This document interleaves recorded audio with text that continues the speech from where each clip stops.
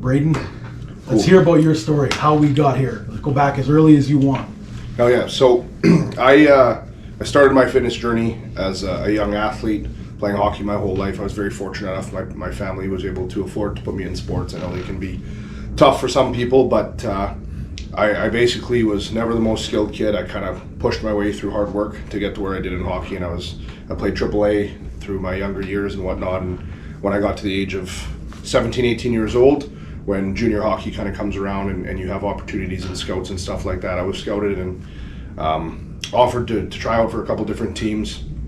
So I went down to Brooks, Alberta, and previous to that, I had actually hired a personal trainer for myself. I decided I wanted to take it serious. I wanted to really pursue my passion at the time, which was hockey, and I wanted to go all in. So my parents helped me out with that. I got a personal trainer.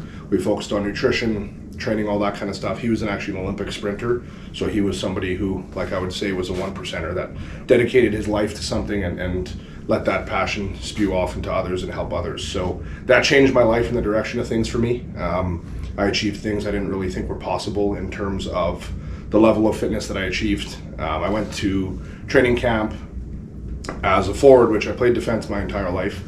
And I was kind of a bruiser, third line kind of guy. But like I said, I mean, we go to fitness testing and I destroyed everyone, right? And those are the types of things that a coach and a scout pick up on, because it's like, this guy showed up ready.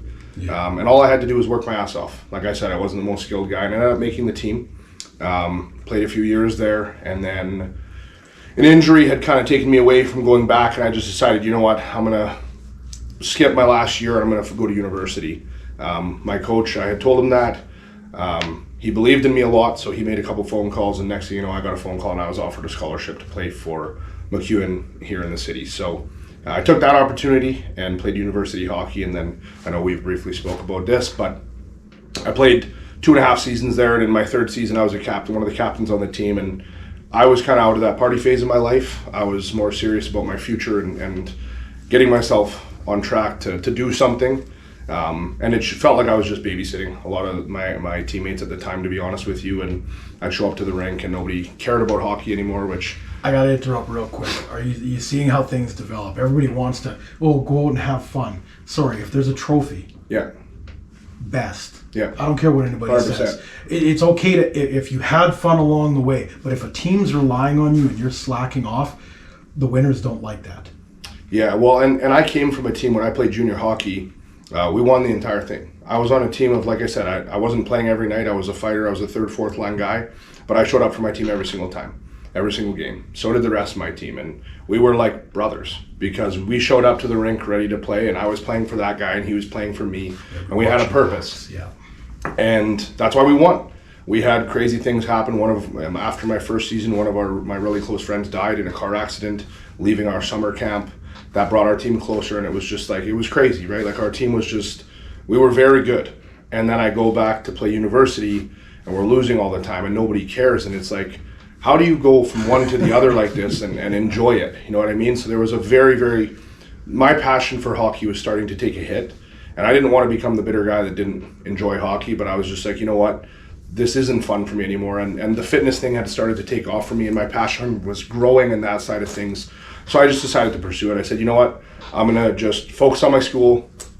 I'm going to focus on my training, and I'm going to hang up the skates. Well, when I did that, you don't realize how much time you actually put in at the rink and training and stuff. So I didn't really know what to do with my time. One of my best friends at the time was training for a competition. He was going to do a men's physique competition. We started training together. We were training partners, and I kind of was with him all the way through his prep. And then I went to his show to support him, and I seen it, and I was like, this is cool. This is what I'm going to do. He did very well. He won his show, and I was like, I'm built for this. I know I can do this. So that's kind of when it started for me. I hired my first bodybuilding coach right after that, and you learn things along the way. I look back at the way that coach did things, and it's very, very different than the way I do things for my athletes now, but it taught me a lot of lessons. Regardless, I've seen some success in it. I know we've talked about that as well. That would have been 2016. I did my first show. I had hired him at the end of 2015. I won my first show in the light heavyweights, went to provincials after that, and I won provincials as a light heavyweight as well.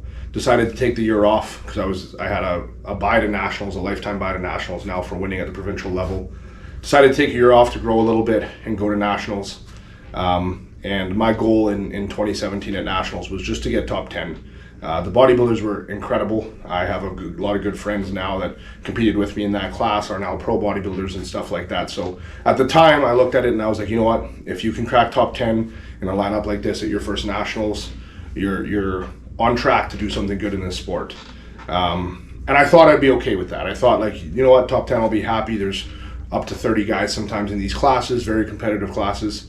So I did the show. I looked great, for as good as I could have been at the time, and I ended up getting like 7th place. After the show, I was definitely not okay with You don't have that top 7 mentality.